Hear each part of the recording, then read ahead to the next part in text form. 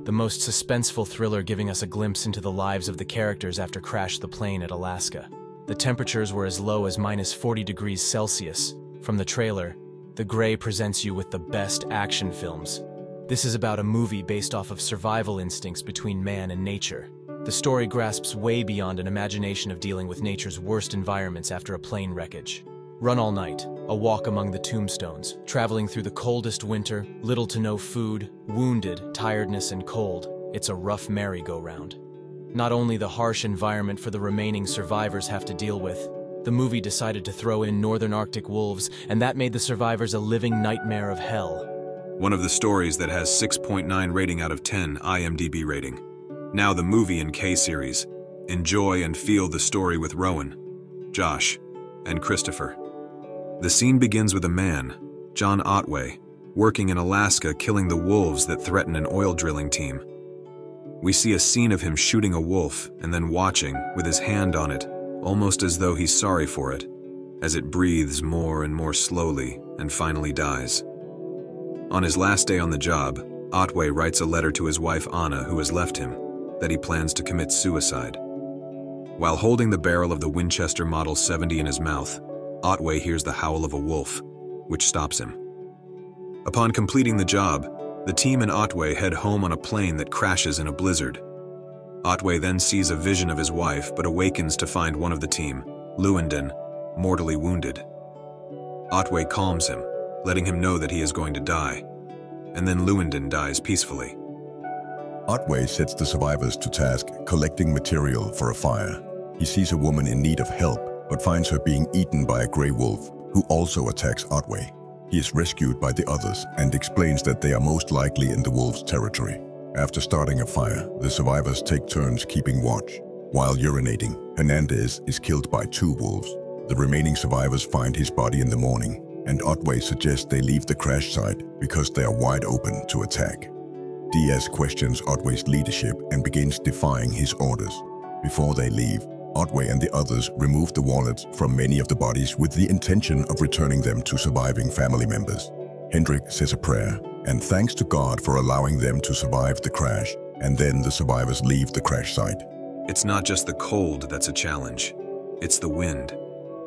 The biting gusts whip through the landscape, cutting through layers of clothing and making even the hardiest of souls shiver. In the face of such harsh conditions, survival becomes a daily battle. Every step is a struggle against the elements. While hiking across the snow, Flannery falls behind and is killed by 3 wolves. Standing in the heart of the wilderness, surrounded by towering trees and the crisp night air. Suddenly, a haunting sound breaks the silence, the echoing howl of a wolf. It's a primal sound, carrying across the landscape. The remaining survivors continue on and make camp in the woods, where tension between Ottway and Diaz comes to a head as the survivors create makeshift weaponry.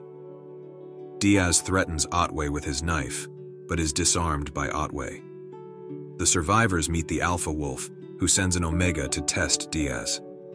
However, the survivors are able to kill the wolf and eat it.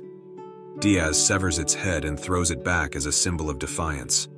The group stops to build a campfire at night, and they start a conversation. Diaz tells the group how the men who died aren't in heaven, and there is no God. Telgert admits that he believes, but Ottway confesses that he too is an atheist, but he wishes that he could believe.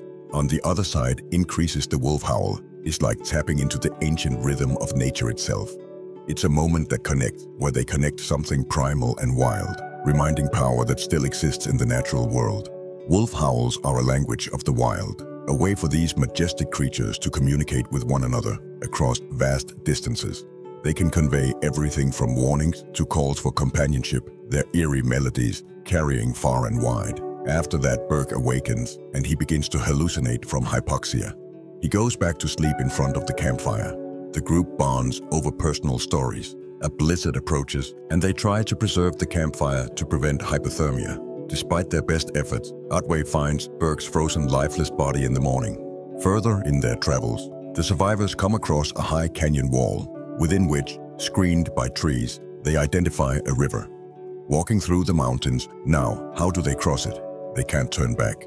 After much thought, they devise a plan using a rope so they can climb across. The rope is ready, and now they must choose one person to go first. One of them is ready, and as he jumps, the rope slips. They quickly grab the edge of the rope, saving him. He had reached the top of a tree.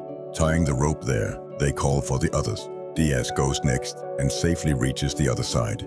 Third person is ready. Due to his injury, they proceed. But as he tries to climb, he slips and falls, getting stuck midway and fall down. Soon, they hear the wolves closing in. In a rush, Diaz reach him, and as they descend, they find him already dead, the wolves having gotten to him swiftly. As they descend, Diaz also gets injured. Finally, Ottway reaches them unharmed. Wolves howl around them as they continue their journey. They set off once again. The 3 remaining survivors continue their trek and make it to the river. But an exhausted Diaz can make it no further, preferring to stay and die than go on. Hendrik tries to convince Diaz to carry on, but Ottway tells him it is futile. They give each other final goodbyes, and Ottway and Hendrik leave Diaz on the riverside as the crackling of branches caused by wolves is heard. Ottway and Hendrik continue, but are soon chased by wolves again. Fleeing, Hendrik falls in the river and he gets his foot stuck between underwater rocks. Ottway jumps into the river to attempt to save him, but Hendrik drowns in the river. Freezing and alone, Ottway then curses God and asks for his help with no response. Ottway continues on without his wet coat, but he is eventually dazed from hypothermia taking effect. He then stops and pulls out each wallet collected from the dead, examines the mementos they contain, and places them in a pile on the snow, adding his own wallet as well. Suddenly, the pack of wolves surrounds him, leading Ottway to discover that he has walked right into their den. He is soon spotted by the alpha wolf and realizes that it is female while the other pack members back off. Ottway sees another vision of his wife, which now reveals that she was dying on a hospital bed and suggests the reason for his earlier attempted suicide. Deciding to make a stand, he tapes broken miniature alcohol bottles to his fist and a knife to his other hand. He recites his father's poem aloud to himself. He says once more into the fray, into the last good fight I'll ever know, live and die on this day, live and die on this day. Then charges the alpha wolf before the screen goes black. In a post-credit scene, the back of Ottway's head is seen laying on the side of the presumably dying alpha wolf's stomach as it breathes more and more slowly, a bookend to the similar scene at the beginning. At the end, I'll start by saying this movie is not made for everyone. This is about a movie based off of survival instincts between man and nature. First time watching this, it's a thrill chiller. If you're wanting a movie that's depressing 90% of the time, this is the movie for you. Ottway mentions that the alpha male challenges another wolf for dominance. The theory of the alpha male has been a proven myth, although still prevalent as being fact. Animal behaviorist Schenkel studied 2 packs of wolves living in captivity and came up with the alpha male theory without studying wild wolves. His studies remained the primary resource on wolf behavior for decades. More extensive studies have found that wolves live in families, 2 parents along with their younger cubs. Wolves do not have an innate sense of rank. They are not born leaders or born followers. No wolf has won a role as leader of the pack.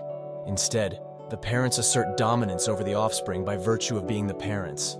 At the last, this is a fictional movie. At no point does it state anywhere within the film that it's a true story or that it's based on any true event. The wolf scenario, tracking and attacking them like they do, is unrealistic, but again, that's not what the film is about.